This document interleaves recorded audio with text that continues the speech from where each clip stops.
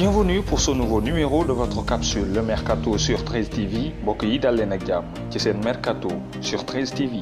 laata saison Super League bu Suisse di tàmbaliwaat club bu FC Sion daal nay régler situation wu 6 ci ay joueuram yoo xam ne seen contrat dafa doon jeex 30 juin bii ñu jëm kenn ci ñoom di milieu de terrain sénégalais bii di Birima Ndoye moom contrat am prolongé nañu ko ba saison 2019-2020 bii di jeex Birima Ndoye am 26 ans mu ngi intégré woon équipe première bi le 13 mai 2013 ginnaaw si loolu ñu mettroon ko ci chômage technique ginnaaw ba Covid-19 bi tàmbalee moom ak juróom-ñetti yeneen joueurs. Racing Union Luxembourg xamal na ni défenseur sénégalais bii di Amdy Konté signé na contrat wu ñetti at ak ñoom joueur bi nga xam ne jaar na ci académie Génération Foot ak it Evian Tonon ci France. Amdy ab jeune défenseur la boo xam ne am na expérience bu mucc ayib ci Ligue des champions africaine naka noonu it ci équipe nationale U20 bu Sénégal.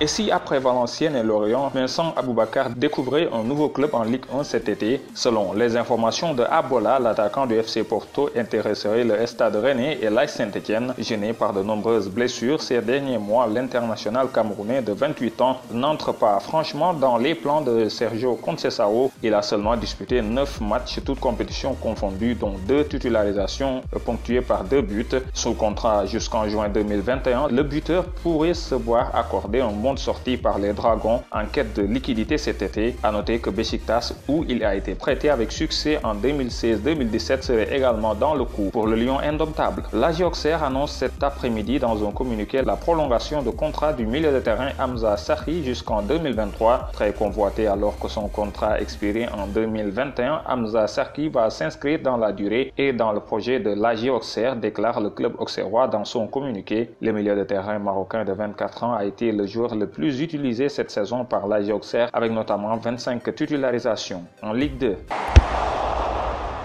Selon Marca, la présence de Zinedine Zidane sur le banc du Real Madrid l'année prochaine pourrait inciter Dani Ceballos à plier bagage cet été. Il veut jouer, se sentir important et avec l'entraîneur français, il sait qu'il ne pourra pas avoir un temps de jeu suffisant. Un départ serait donc à l'ordre du jour et Valence, déjà intéressé cet hiver, pourrait repasser à l'offensive pour Ceballos. L'ancien joueur du Betis Séville pourrait ainsi rester dans son pays natal et s'épanouir de nouveau avec le club tchèque. Arrivé à Marseille en juillet 2015, en provenance du FC Sochaux, Yohan Pelé, 37 ans, pensait terminer son aventure olympienne au mois de juin. Il a finalement prolongé l'aventure d'une saison il y a quelques jours. La doublure de Steve Mandanda est revenue sur sa décision de quitter l'OM en signant pour une année supplémentaire. Selon Le Progrès, le latéral droit Raphaël aurait exprimé la volonté de quitter Lyon et de retourner au Brésil, plus précisément à Fluminense. Confronté à une grosse concurrence à son poste avec Léo Dubois et Kenny Tété, il pourrait partir pour ce nouveau challenge. Les médias français affirment qu'il aurait déjà fait part de ses envies de départ à Jean-Michel Aulas et à la direction lyonnaise. Reste à savoir la position de l'OL dans ce dossier. L'entraîneur de Newcastle, Steve Bruce, a confirmé que 6 joueurs dont les contrats ou les prêts devaient s'expirer au 30 juin ont prolongé leur contrat jusqu'à la fin de l'exercice de la saison 2019-2020. Les joueurs concernés sont Danny Rose, Nabil Bentaleb et Valentino Lautaro qui devaient retrouver leur club respectif, puis Andy Carroll, Matty Longstaff et Javier Manquillo qui sont en fin de contrat avec les Magpies le 30 juin. C'est une bonne nouvelle pour le club anglais, 14e au classement de la Premier League avec 35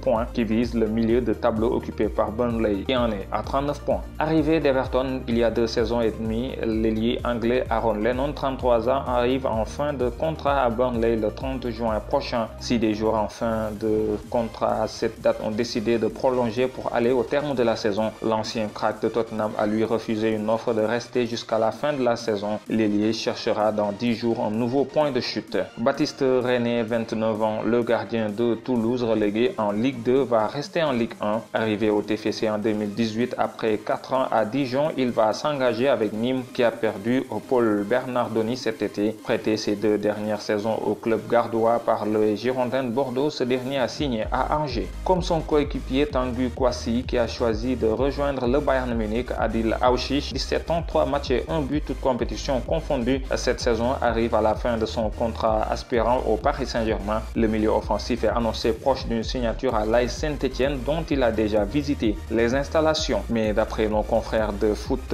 Mercato, le club de la capitale n'a pas dit son dernier mot sur ce dossier. L'international U18 français aurait prévu un entretien avec Leonardo en début de semaine prochaine.